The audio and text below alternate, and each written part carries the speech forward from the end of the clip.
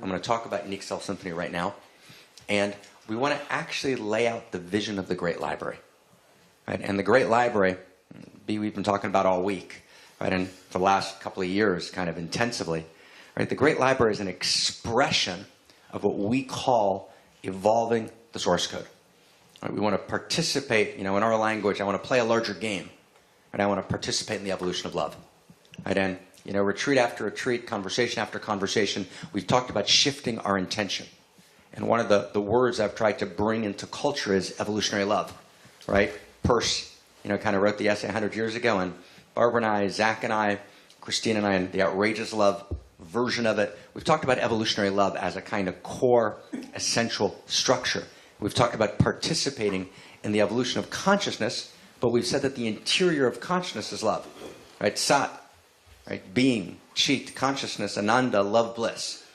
Right? So if Sat is being, and the inside of being is Chit, which is consciousness, then Ananda is the inside of consciousness. So that is to say, right, Ananda is the inside of the inside.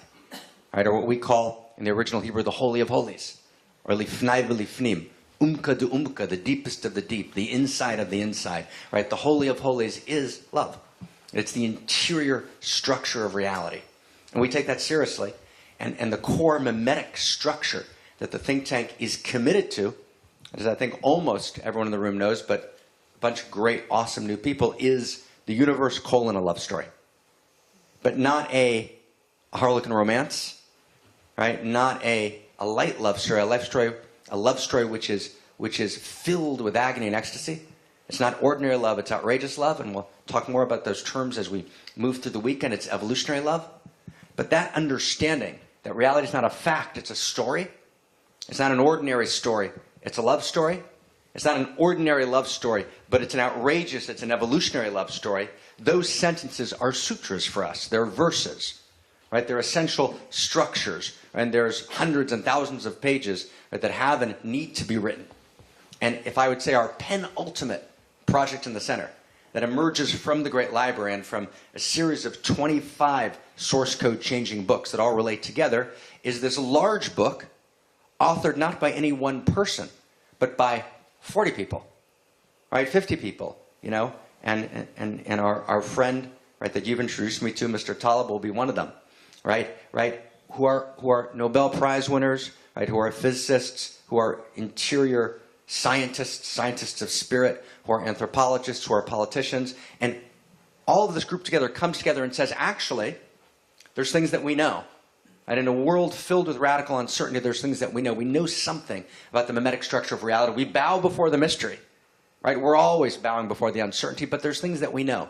And if we put together all the information, all the knowledge that we have from all the diverse disciplines, and we link together the orienting generalizations, we begin to understand something about the nature of reality. Reality is a love story.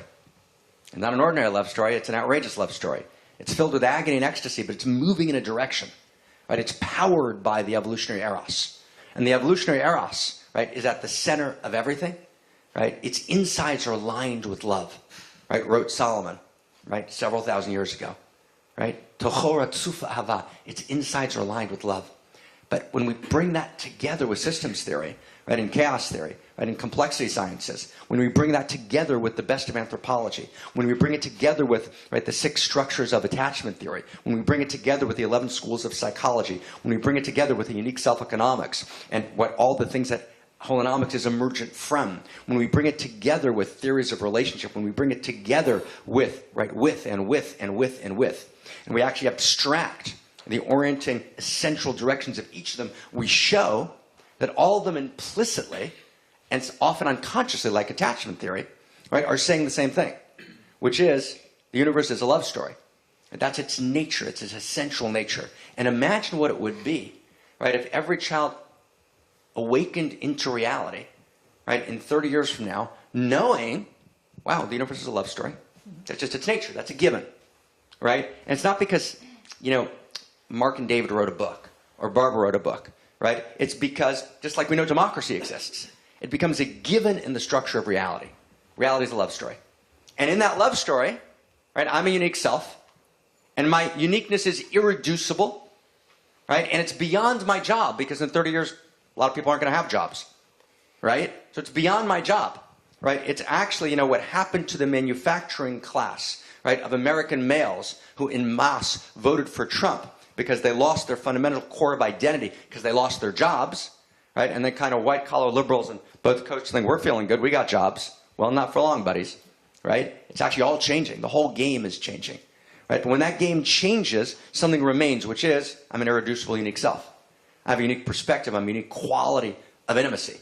And therefore, I get to be ecstatically excited, right, about what Barbara's doing, ecstatically excited about what Carrie's doing, ecstatically excited about Christina's work, ecstatically excited what Kate's doing, right, what's Steve, right, because I can't do it. I can't teach primal spirituality, not my job, right? It's not what I do. So I get to meet David and I get to say, oh my God, I'm in devotion.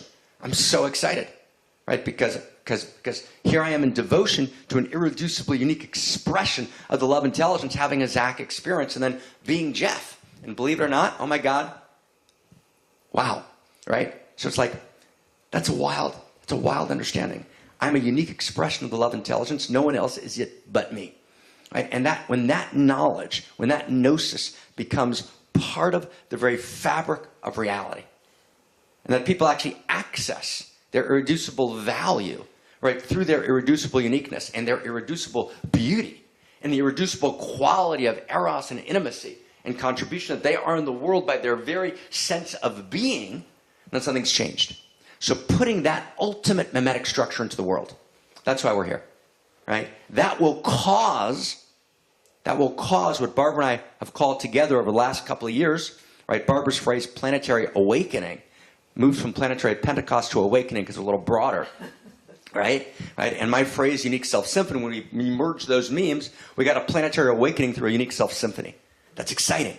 We call it evolving the source code, right? Going into the source code and change the very source code through, as Adam said beautifully, through nonstop writing.